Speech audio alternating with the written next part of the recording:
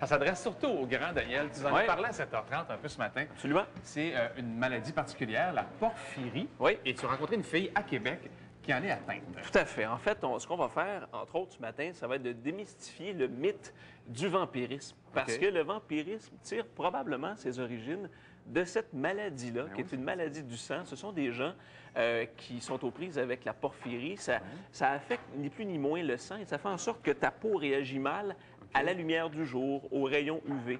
Alors, ça fait en sorte qu'on peut développer des cloches, on peut développer des maux internes au niveau du foie, au niveau des intestins, au niveau du caractère aussi. Il peut y avoir des crises qui peuvent être enchaînées à tout ça. Bref, c'est une maladie qui est excessivement rare et on a trouvé une personne qui est atteinte de cette maladie-là qui, en même temps, joue le rôle, joue la game. Joue la maladie, en plus. Joue la maladie. Alors, elle assume pleinement sa maladie. Je vous invite à regarder le reportage que j'ai préparé. Je suis pas un vampire, c'est évident. Je dors pas dans un cercueil. J'ai pas eu mon certificat de décès encore. Là. Je veux dire, non, c'est évident. Mais je trouve ça drôle. Manon Doucet ne souffre pas de vampirisme. Visiblement, la légende voulait que les crucifix et les vampires, ça fonctionne pas. Là, je vois bien que tout fonctionne adéquatement, il n'y a pas de problème. Je me vois dans le miroir aussi. Ah, oui? Oui, je me vois. La résidente de Charlesbourg est aux prises avec la porphyrie de type mixte, une rare maladie du sang qui touche seulement une centaine de personnes au Québec. Hypersensibilité à la lumière, intolérance à l'ail, voilà quelques symptômes qui font partie de son quotidien et qui pourraient être à l'origine du mythe des vampires. Si on ne fait pas attention, si on va trop au soleil, si on mange des choses qu'on n'a pas le droit, si on prend des médicaments qu'on ne peut pas, là, on commence à avoir des problèmes. Mon foie gonfle.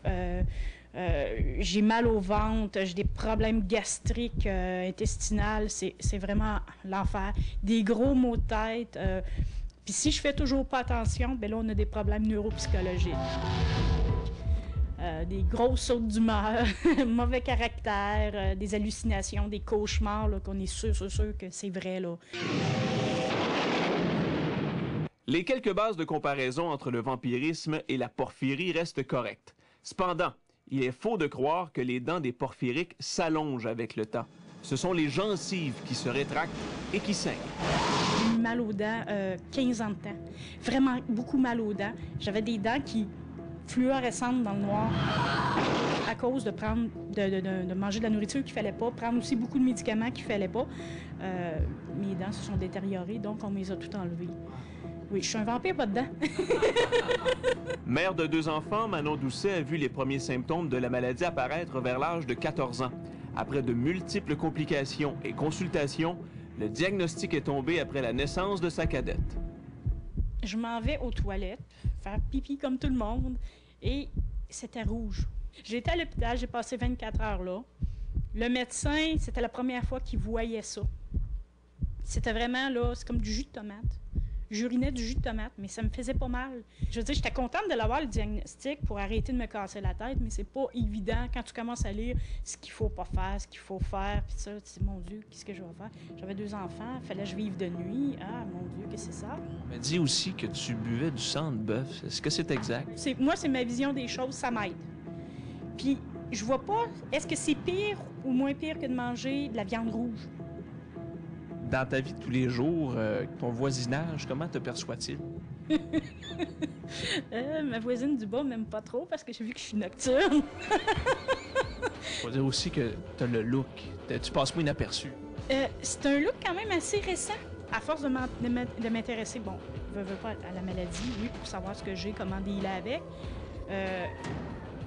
Ça s'est découlé aussi, bon, dans la mode gothique, ces choses-là. Mais j'ai trouvé ça intéressant. La première chose que tu ferais, Manon, si tu étais guérie de ça? Aller me baigner. Oui, dans la mer. Ça fait longtemps que j'y étais. Ça fait bien longtemps. Oui. En plein soleil, là. Oui, ça serait pas pire. Aller me baigner. On va te le souhaiter. Oui, merci. C'est mystérieux. C'est très mystérieux et je dois dire que la première rencontre, quand je suis arrivé chez elle, j'étais un petit peu...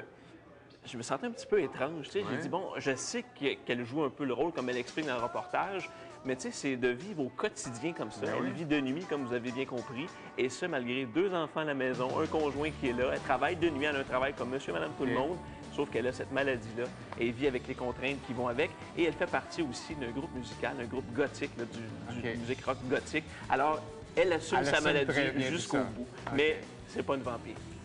Ben, merci pour cette découverte-là. Ça m'a C'est une fait belle extrêmement découverte. plaisir. Daniel, j'ai besoin